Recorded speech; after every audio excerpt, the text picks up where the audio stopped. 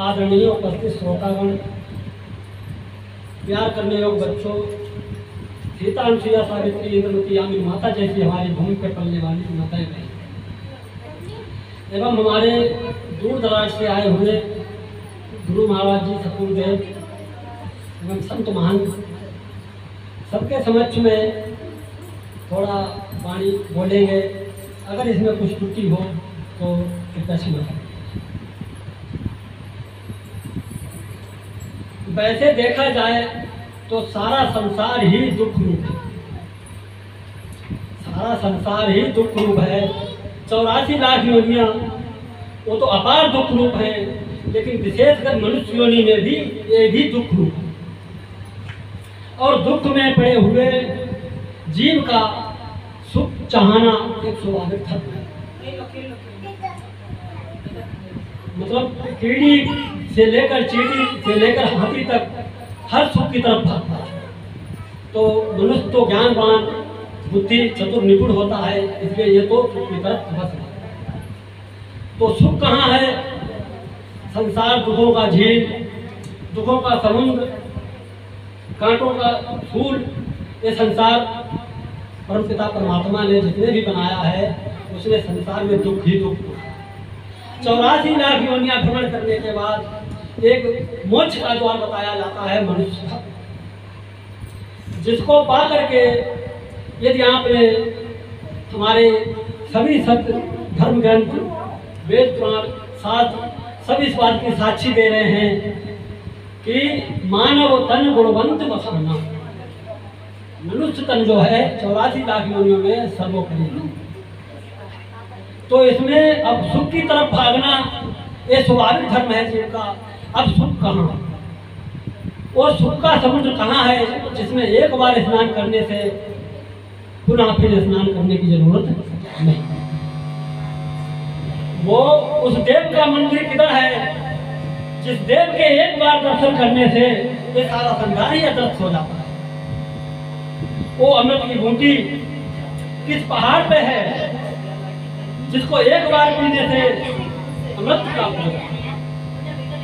सारा संसार इसी की खोज में है कि वो प्रकाश वो सूर्य की दिशा से उगता है जिसका एक किरण पड़ने से फिर अंधकार जीवन में कभी आता है। वो मुक्ति का मूल कहाँ है जो एक बार प्राप्त होने के बाद संसार में फिर आना जाना जन्म मरण का चक्र ही छूट जाता है। तो इसके लिए पूरा संसार खोज में ऋषि मुनि गण गंधर्व देवी देवता और अनेक साधन तैयार कर दिए। कोई किसी ने जप तैयार किया, किसी ने तप तैयार किया, किसी ने पूजा अर्चना तैयार की, किसी ने वेद शास्त्र बनाए, किसी ने धर्म ग्रंथ बनाए, किसी ने अनेकों अनेक साधन तैयार किए हैं। अब उन सब में से साधन में से अब मंथन किया जाए कि सबसे अच्छा, सबसे सुगम, सबसे सरल, सबसे तुच्छ कौन सा था।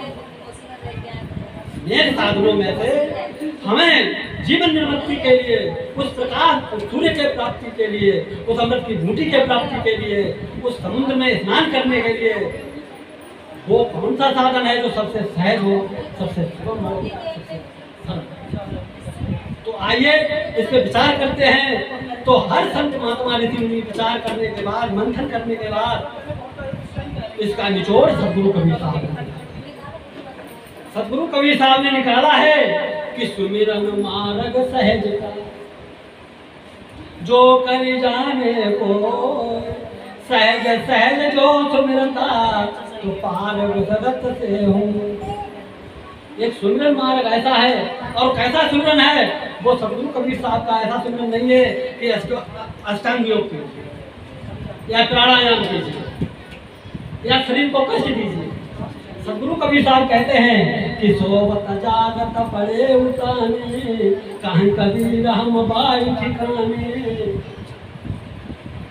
आंख मूंदे, कान मूंदे, और वो सतगुरु कबीर साहब का जीव नहीं जोड़ती है, मुख नहीं बोलता है और सहज ही सुमरण हो जाता है।